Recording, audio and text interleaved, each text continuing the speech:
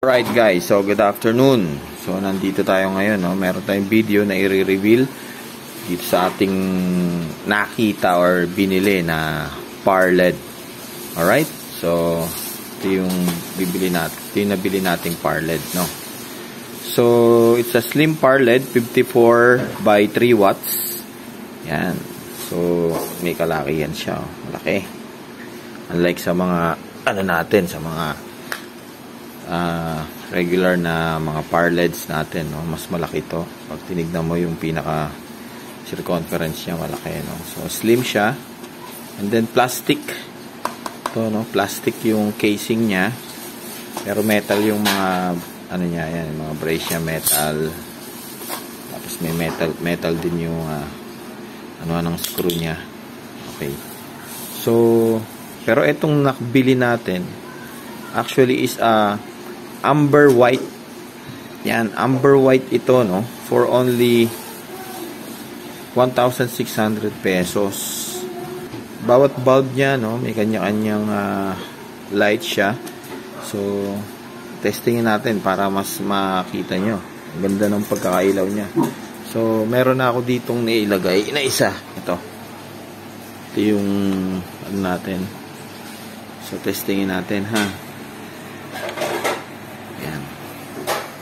So, amber yung kulay niya. Yan. Yan, nakikita nyo, oh. Amber color yan. So, may white siya. Yan. Amber lights, white. So, amber. Yan. O, diba? Napakaganda nito. So, tsaka ang liwanag. Ang madumi yung lens natin.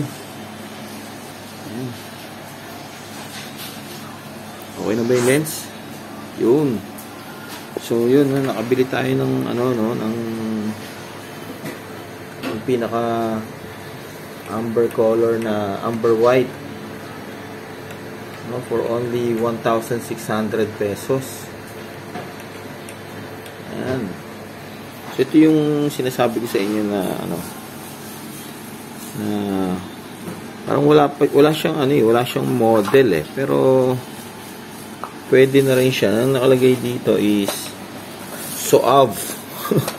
SOAV niya. So, yung function niya.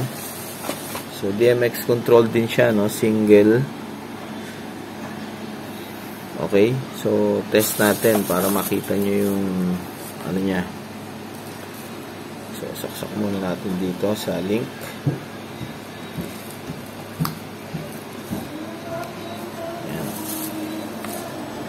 So, dito, nakikita nyo ba? So, dito, no, may menu, up, down, enter. So, lumalabas kasi parang ito yung menu niya. Ito rin yung menu. Parang up ng menu, down ng menu. O, diba? Tapos, ito yung up and down niya. So, yun lang yung medyo fail dito, no? So, like, halimbawa, gawin natin, yan, so, nag-strobe yung ano niya, no? Okay, tapos meron din siyang color 1 to 8. Yan, 1 to 8 yan. Tapos CP. Okay, yan, bago-bago din. Kagandaan nito, may 6 months warranty, no, parts and service. Ang galing. Okay.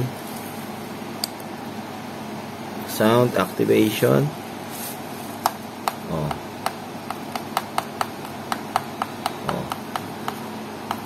Ayos, no? So, ito pa isa, no? Meron siyang tinatawag na PR02 tsaka PR01. So, pag PR01, parang ang function niya is ano, sa mga RGB white ang ano, base dito sa manual niya. Yan, o, may PR01 and then may PR02. So, parang ngayon naka-program yung ano niya, PR02 para sa ano? Para sa amber white, no? So, yan, from Itong 512, yan. D. Okay. So, ngayon ito, naka D001 tayo dito ngayon. So, sa ano natin, sa program natin dito, no? So, ang pinaka, ano niya, ang pinaka function nito, pag dito sa channel 1, yan. Slider 1 natin, slider 2, slider 3, slider 4. Ayan, no? So, 1 to 4 slider ang may function siya. Tapos, dito wala na. Ayan. At in-use na siya. Okay. Pero, amber, no? Amber white, no? In 1,600. Not bad na to. So, try natin kung mas ano naman siya, mas reliable naman siya gamitin sa mga indoor natin, no? So nabili ko to no, ng 1,600. So apat siya. So meron akong 6,400 para sa apat. No? Pakita ko pala yung receipt. So ito, no. Ito na yung receipt natin. Kita nyo ba? Ano, so slim par 4 pieces slim par amber white. So 1,600 ang isa, so total niya 6,400. Puro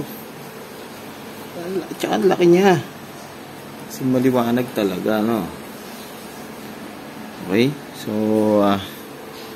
medyo makikita natin to sa mismong event. So nag-enjoy ako sa pagbili nito. So sana sa pagdating ng event natin, magamit natin siya ng maayos.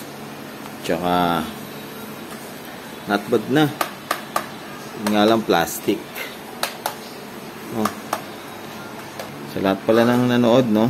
Bili kayo nito once na makahanap kayo. Hindi ko wala siyang specific na model. Base rin dito sa pinagbilhan natin kasi nga wala siyang basta white amber lang siya, plastic casing, slim par LED 54. So yun yung parang description nila. 54 watts 54 bulb with 3 watts each. Yan, kaya malakas.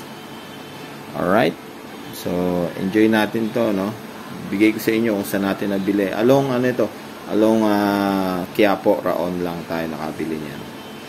Okay? Salamat sa nanood hanggang dulo. Thank you and God bless.